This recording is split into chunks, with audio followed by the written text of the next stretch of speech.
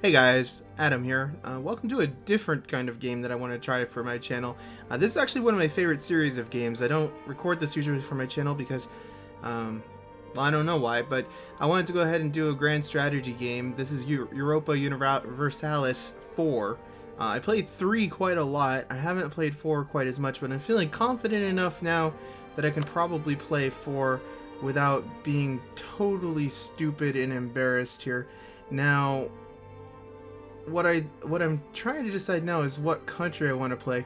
I'm probably gonna play as one of the Russian ones, either Muscovy or Novgorod. I think I want to try Muscovy. And there's a lot to this game if you're not familiar with it. It's a really complex and in-depth game. I really enjoy it. Now, granted, I have not played recently that much, and this is still in vanilla. So I guess I should probably explain a little bit of how it works. This is our country here. It's made up of individual provinces. These are neighboring countries. We can take provinces from them through warfare. We can do all sorts of diplomatic things that we'll see. The main thing to keep in mind is our budget and diplomatic relations are kind of the two most important things. So there's a lot to do before you even actually start up, really. We have to set rivals. We have to deal with advisors, that sort of stuff. Our economy is not going to be in the best of shape because it's not that big. It looks like we have +5 as our current total. So I'm going to pick some advisors here to see what's available. We might go without advisors if there's nothing that great, which I'm not really sure these are worth paying that much money for. Because this is like an entire gold, 1 gold per month for that guy, which, you know, that's probably not a bad thing to have. We'll go ahead and hire off 2 of these lower level guys, I guess. Better relations over time. We don't really care too much about that.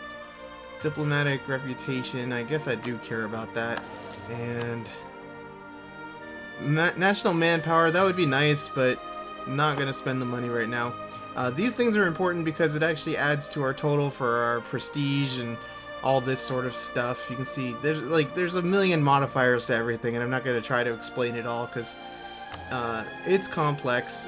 Hopefully, if you aren't familiar with this game, you'll kind of get the gist of it as we go.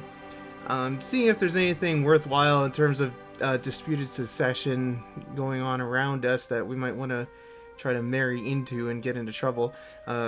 Looks like I'm going to mispronounce things a lot. Ryazan, they have a problem. Tavir has a problem. So those are both neighbors of ours that are probably worth trying to get ourselves involved with here. So I'm going to go ahead and... Do we have a mission currently? No, we don't get the mission quite yet. So we can pass a couple of acts. It looks like that would give us more missionary strength. Missionaries aren't really important to us yet. But I'm still going to pass the act right now while we can, just in case. And it's going to lead to more revolt risk, which is unfortunate. I need to turn down the music. I'll tell you that much right now. I think I'm just going to turn the music off because it's a little overbearing, frankly. Okay, so where were we? We were looking at no mission selected. Improve our prestige, form alliance. That would be an easy one to do. Subjugating Novgorod is not going to be easy. They are a much larger and more powerful country right now than we are. So, well, they're probably kind of equal in size, but who are their allies is important to know, I guess. I don't think they have allies yet. We want to set them as one of our rivals, because that actually has benefits in terms of, where do we set rivals? I always forget. No, we don't want to change government. This is not what I'm looking for. So I haven't played this in a little bit, so it might take me a minute to figure this out. Go to diplomacy. Okay, this is the screen that we want, but this is showing the wrong stuff. Alright. So we want to set them as a rival.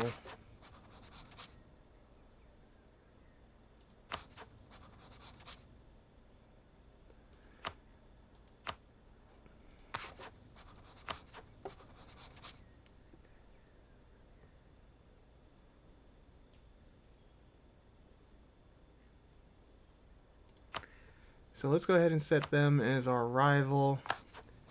And I guess we'll set Lithuania as our rival because they're there. Lithuania is in a royal, personal union with Poland, and they're kind of too much for us to handle right now. We have other huge problems such as the Ottomans, which are right here. They're not bordering us yet, but they probably will. Crimea is something that I definitely want to take because we need to get some ports. The Golden Horde is not as powerful as they once were, but there's other hordes around here and various trouble people, so that'll be stuff we have to deal with, but my mouse just went crazy. Okay. So I guess the first mission I want to take is form the alliance because that should be relatively simple to do. The rewards aren't great, but accomplishing a mission is accomplishing a mission. So let's go ahead and go to here, diplomacy. We will offer them an alliance, and we have a limited number of diplomats. They take a certain amount of time to get out somewhere and come back, so that's something to keep in mind.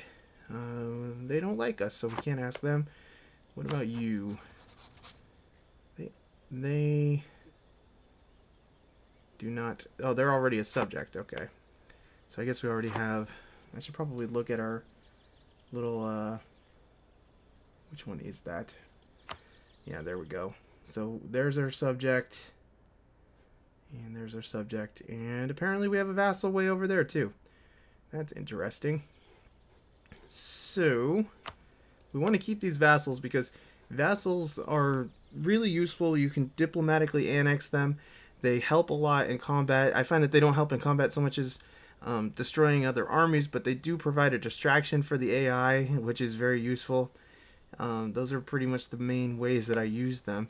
So these guys will probably get diplomatically annexed. That's going to be on my list of objectives to do. I probably want to improve relations with these guys. Let's actually guarantee them first. That way, if they get invaded, we'll have an automatic casus belli against them. And that's pretty much covers that stuff.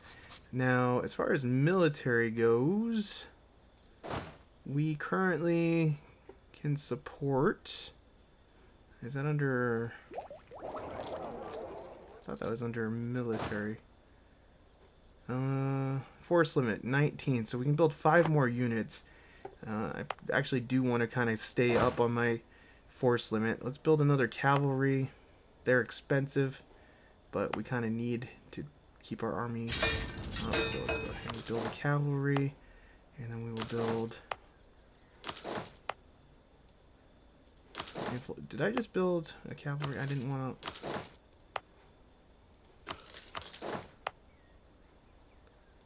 Let's do that. We're going to lower our maintenance to like 50% because there's no reason if we're at peace to be paying quite as much money as we are. Gives them lower morale, and before we go to war we'll have to boost that up, but it's not a problem right now.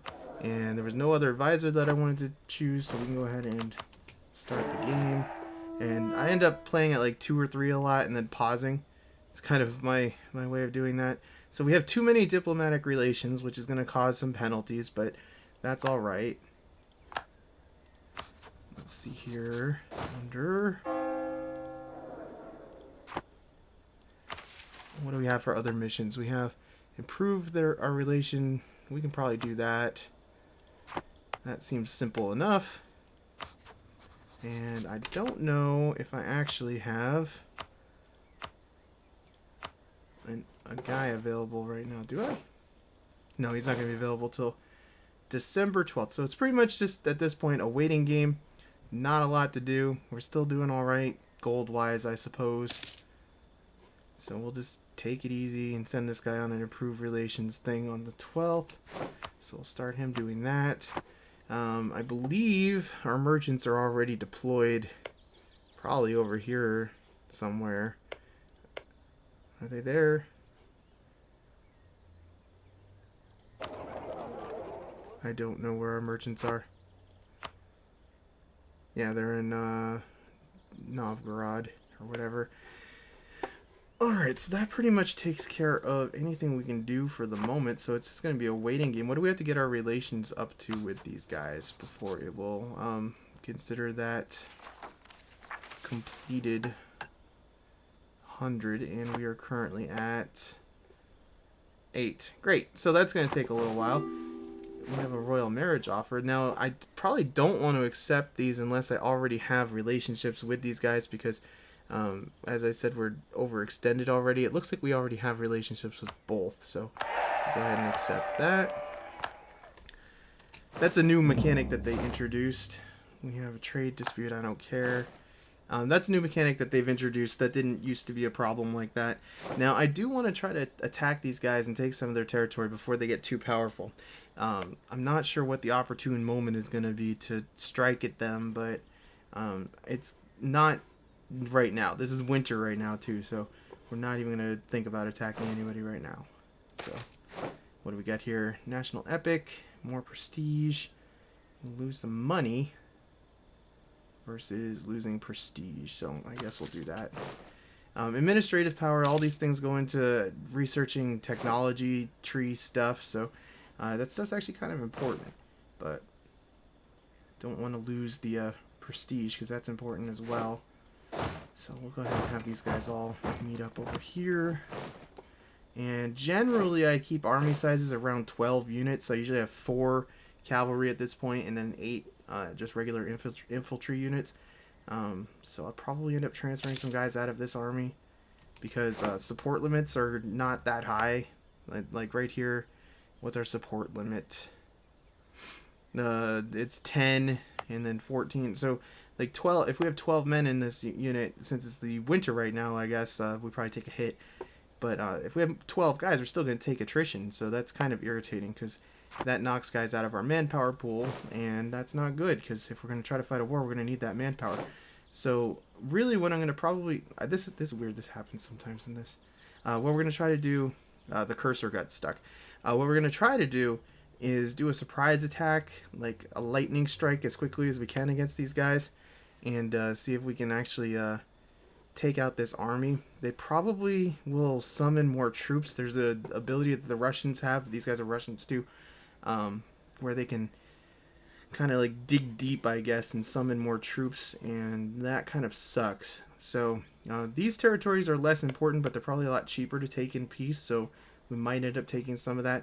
I really want access to the ocean, however we get it, so that's going to be a pretty high priority. So I think what I'll do now is restructure this army a little bit, and actually what I want to do is transfer that guy out of here, and then I'm going to transfer this down to be 8,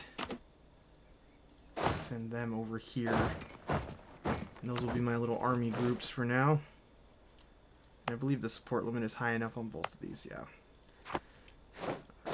So merge those together, merge this together, and the support limit over here is 14. Support limit over here is 14. So I don't really want to start doing my maneuvering until it's time to do it. It looks like our relations are taking forever, so that mission is going to be a while, unfortunately. It's not too bad, actually. But I'm going to cut here until something actually happens. And while that is all going on, I'm going to work on improving relations down here as well. Because basically I'd like to offer them vassalization at some point, but we have to have really high relationship with them before we can do that. So we'll work on it. Alright, so I am actually going to go ahead and hire this guy. The extra discipline will be good, along with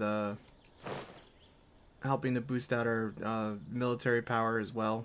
That will actually increase this, so I'm going to go ahead and hire him on. And basically what I'm doing now is waiting for our manpower pool to get up higher.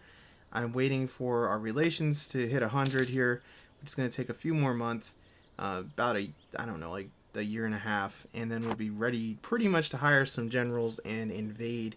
They haven't made a single move over here. The only ally they have is Scotland, so I'm not concerned about that because Scotland is unlikely to actually even send troops to help. They might, but I'm not super worried.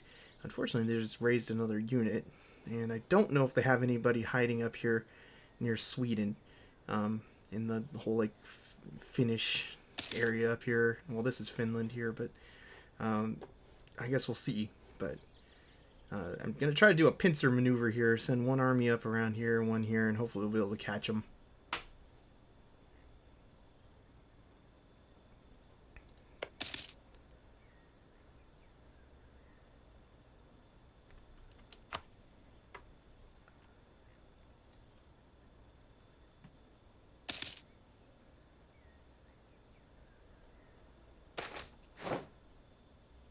Alright, so we're going to either lose some prestige or some diplomatic power. The diplomatic power is actually kind of more important because we need that to claim territory. Prestige, I don't anticipate being an enormous problem. We'll probably get a decent amount in the war, hopefully. Oh, looks like they're having rebel troubles. I should probably send guys in to assist. It looks like peasants. Do I have a leader? I do. So we'll send him in to help.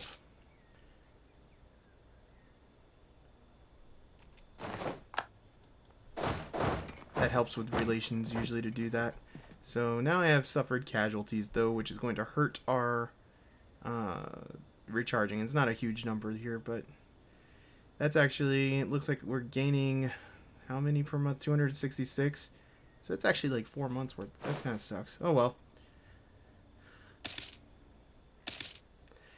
Alright, so we're nearly ready with everything here. So I'm going to go ahead and start redeploying my armies right now. It's still the Russian winter, which kind of sucks because we're going to gain some attrition, probably more so than we usually would doing these maneuvers. I would like to get another leader going here if I could. Recruit leader. He's crappy, but he'll do. Go ahead and put him in charge of the kind of secondary army and have our better guy in charge of the first one. So we'll get our maneuvering done here.